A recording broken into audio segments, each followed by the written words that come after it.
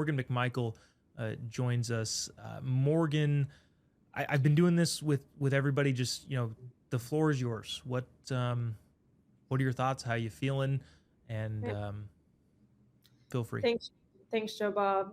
I mean, I think all of us are just, our hearts are shattered into a million pieces, and it's something that we would never even imagine would be possible. I know you and I have shared countless memories with Charlie on tours, and I think that's something that really hit home the deepest for me is recently this week, mere hours before this happened yesterday, I was looking at the full tour schedule for this semester and contemplating how many and which schools, where was I going to go and film content.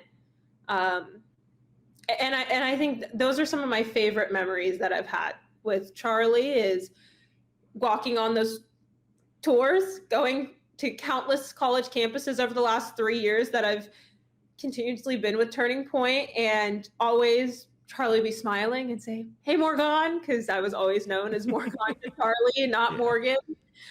And he would always wave to me and be so encouraging and supportive and, go get those protesters, go film that content.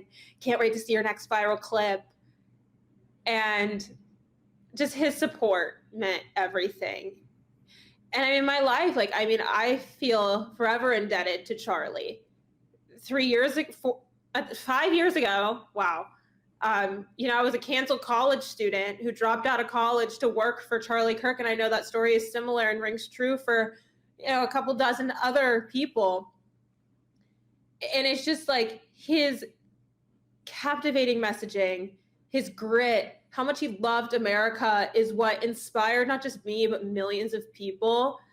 And granted, having him as a boss, a mentor, a friend, somebody who just supported me and believed in me from early on. It's something I will never take for granted. And just it just makes me want to know who's going to go on those college campuses next, who's going to pick up where Charlie left off. And I think it needs to be all of us. It needs to be all of us. Yeah, it is. It's, again, in devastating times, good to see the conservative movement rallying around a guy who is doing so much work, positive work, to lead the country in a better direction. Morgan, you mentioned the tours, and one of my fondest memories of those, and I'm curious, I think you probably saw this, maybe not necessarily diagnosed what was going on, but he became famous for throwing out those hats, right? Yeah. You would see a sea of red hats wherever he was because he was throwing out those red hats. Well, when he started throwing out the red hats, it wasn't very good.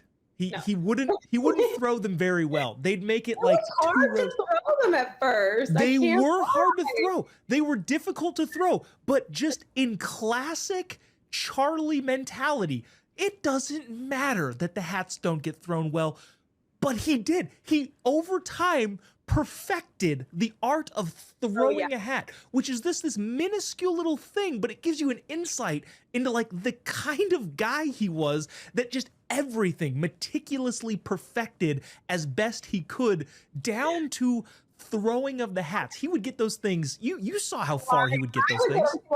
I remember distinctly Charlie looked at me and goes, "Morgan, why aren't you throwing hats? Throw some hats." Because I was standing there with holding, I'm filming, and gosh, that's another thing with tours is there's this one clip going around of Charlie talking about the gospel and his testimony, and I'm standing right behind Charlie in this clip.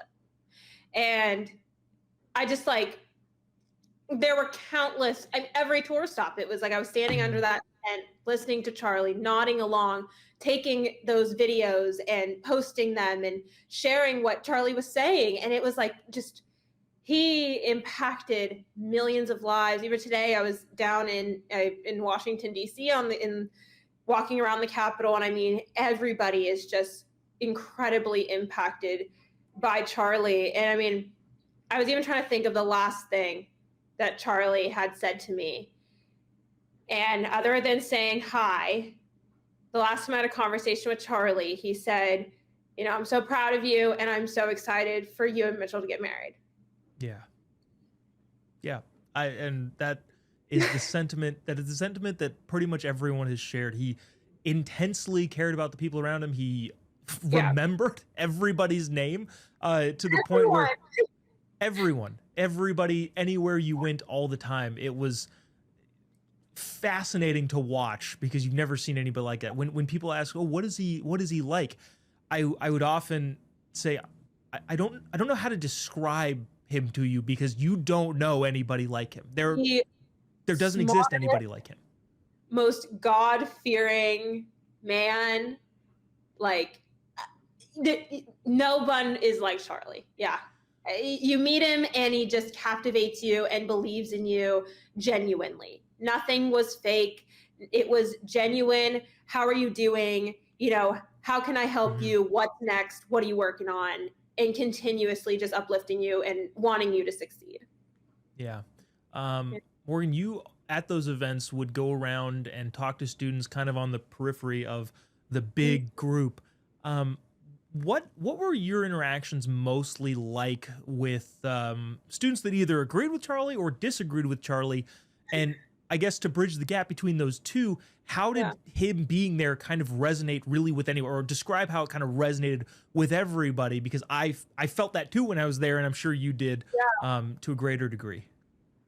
I mean, it's very unifying because you see so many people gather on the left, skipping class to go to these tours and say, you know, I don't agree with Charlie, but I'm at least going to be here and listen. And a lot of people that I interviewed that were like, I really don't like this guy. I don't like what he has to say, but like no harm in listening. You know, he's got free speech and people respected that about these events. And then obviously the conservatives that I spoke to adored him and just was always to share so much admiration and, you know, want to be like Charlie one day. And I really think that this just stirred a revival within our generation and the future generations to come, of that we have to continue his legacy. But I mean, some of my favorite videos were just in moments over the last 3 years with Turning Point and traveling with Charlie, is like being on these campuses and engaging with the students. Because from 3 years ago, when these tours really started to gain momentum, to now, I mean, there were crowds like no other. I will never forget Penn State when our microphones were shut down because they said it was too loud, to, you know, being face to face in Buffalo, New York with Antifa and transgender activists yelling in my face. And it's just something that, you know, we've always given them the microphone. I've put a microphone in their face. You've put a microphone in their face. Charlie gave them a voice. We have given them a platform, and all we have received in return is disgrace and, you know, disrespect.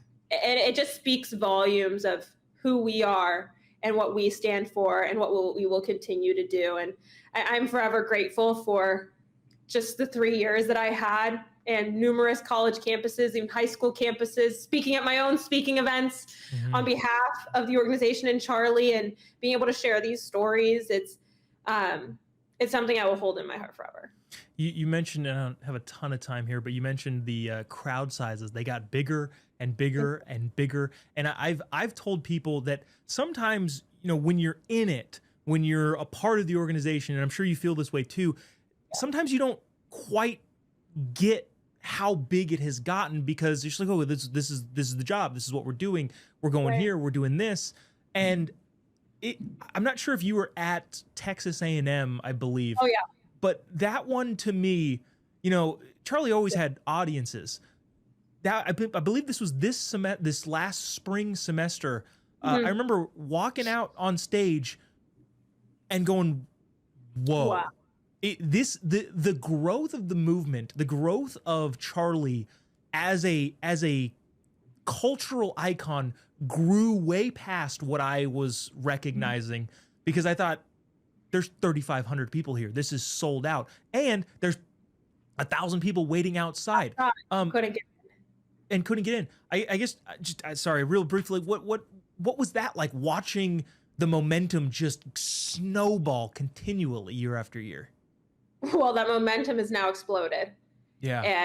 And it was so beautiful to witness, especially A&M. Being from Texas, my sister is a Texas A&M alum, and so being on that campus was even more special to my family.